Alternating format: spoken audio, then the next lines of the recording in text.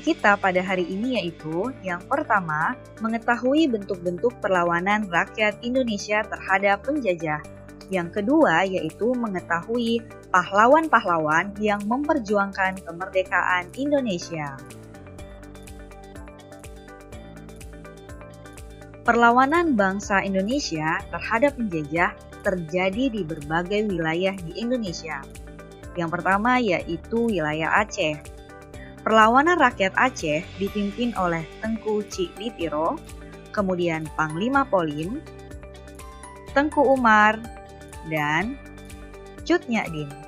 Bentuk perlawanan rakyat Aceh yaitu dengan cara melakukan perang gerilya, di mana pada perang gerilya ini rakyat bersembunyi di hutan-hutan agar tidak mudah ditangkap oleh penjajah.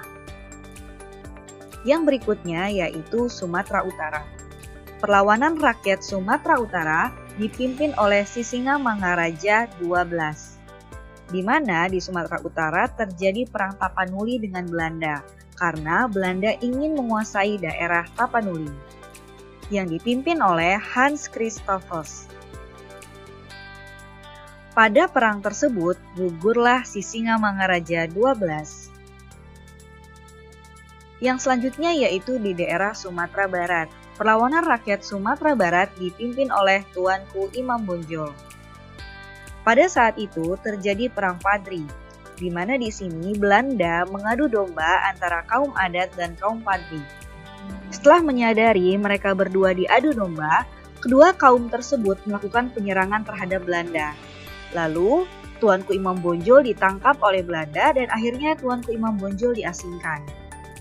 Yang berikutnya yaitu perlawanan rakyat Kalimantan Selatan, dipimpin oleh Pangeran Antasari. Di Kalimantan Selatan terjadi Perang Banjar, di mana Belanda ingin menguasai dan memonopoli kerajaan Banjar.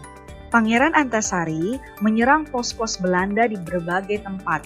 Belanda berkali-kali membujuk Pangeran Antasari untuk menyerah, tetapi selalu ditolak. Namun, pada tahun 1862, Pangeran Antasari meninggal dunia. Yang selanjutnya yaitu perjuangan rakyat Jawa. Perjuangan rakyat Jawa dipimpin oleh Pangeran Diponegoro. Terjadilah Perang Diponegoro. Perang ini dilatar belakangi oleh Belanda ingin membangun jalan di Pulau Jawa hingga memasang patok di makam leluhur Pangeran Diponegoro. Hal tersebut tentu membuat Pangeran Diponegoro serta rakyat Jawa marah. Dalam peperangan, Pangeran Diponegoro mendapatkan bantuan dari seluruh rakyat Jawa, hingga perang ini disebut juga Perang Jawa. Yang selanjutnya yaitu perjuangan rakyat Bali. Perjuangan rakyat Bali dipimpin oleh I Gusti Ketut Jelanyi.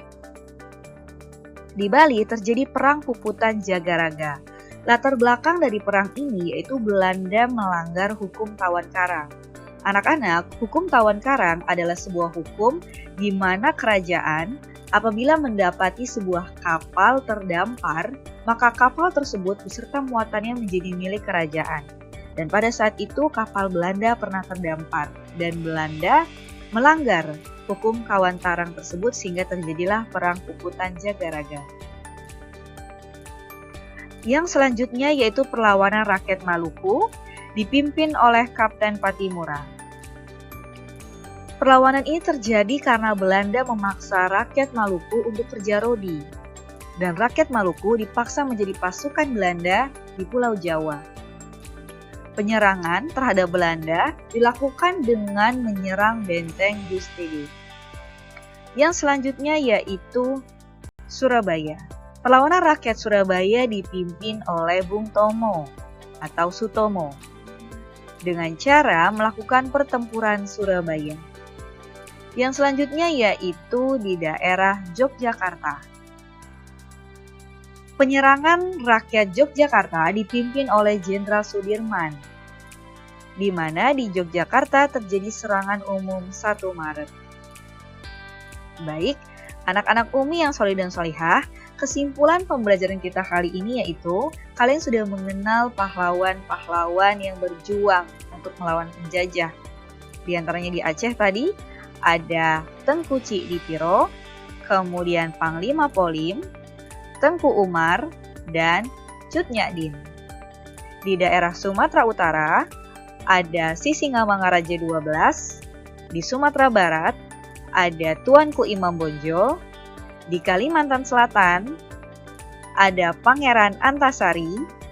Kemudian di Jawa, ada Pangeran Diponegoro.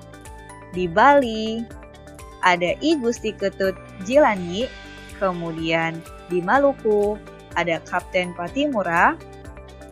Dan di Surabaya ada Sutomo atau Bung Tomo. Kemudian di Yogyakarta ada Jenderal Sudirman. Yang selanjutnya, bentuk-bentuk perlawanan rakyat Indonesia. Di Aceh ada Perang Gerilya. Kemudian di Sumatera Utara ada Perang Tapanuli dengan Belanda. Di Sumatera Barat ada Perang Padri.